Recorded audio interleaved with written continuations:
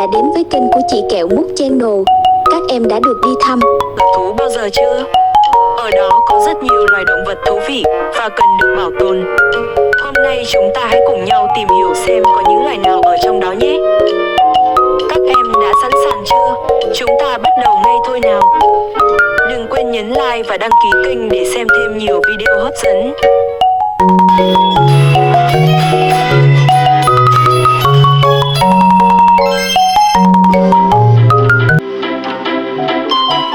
Con gì đây?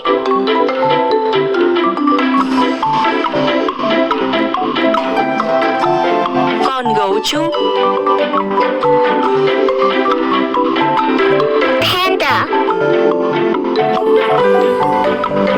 Con gấu trúc. Panda.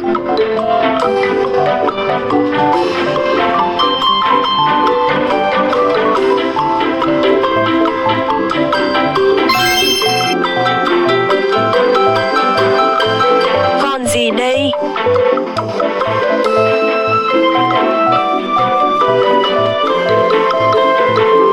Con voi. Elephant. Con voi. Elephant.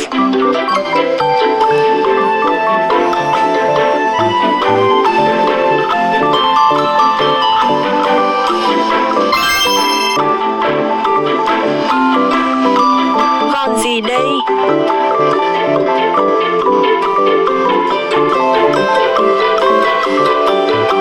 Con hươu cao cổ. Giraffe.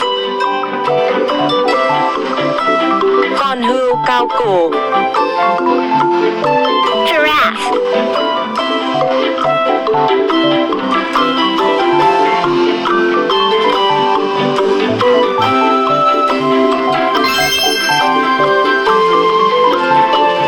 Con gì đây?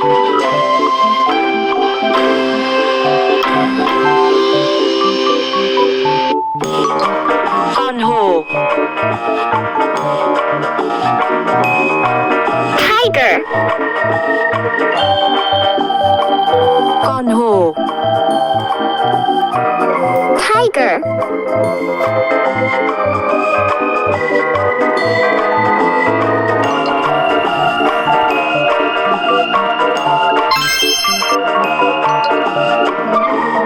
Con gì đây?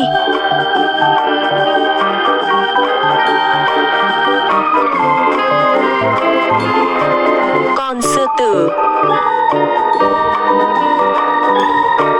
Lion. Con sư tử. Lion.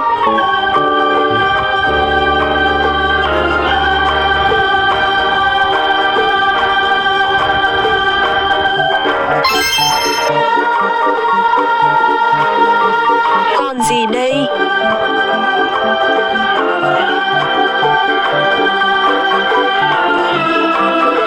Con khỉ.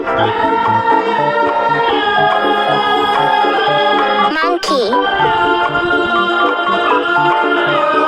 Con khỉ. Monkey.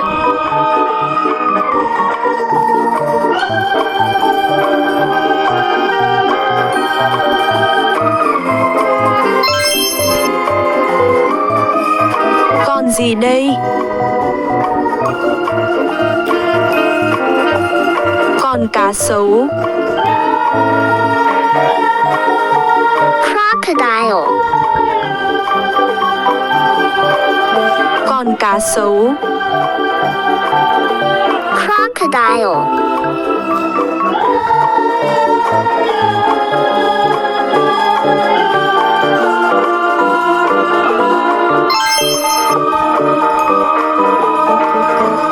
Con gì đây?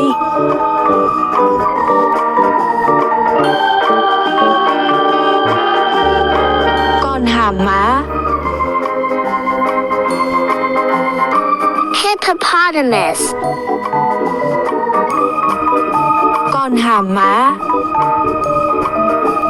Hippopotamus.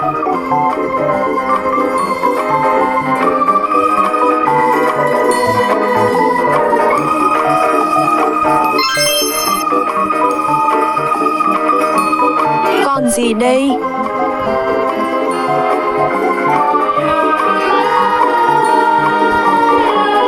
Con tê giác. Rhinoceros. Con tê giác. Rhinoceros.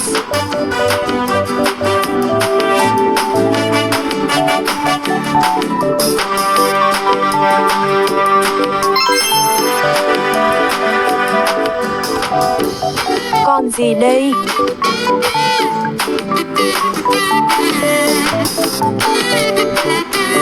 Con ngựa vằn.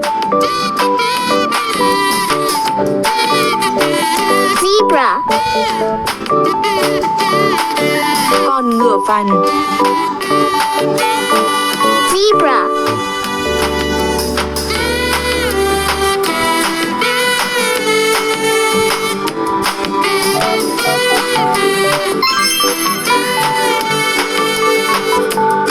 Con gì đây?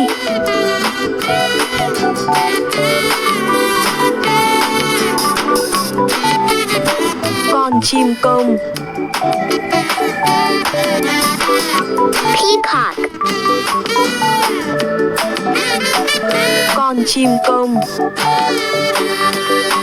Peacock.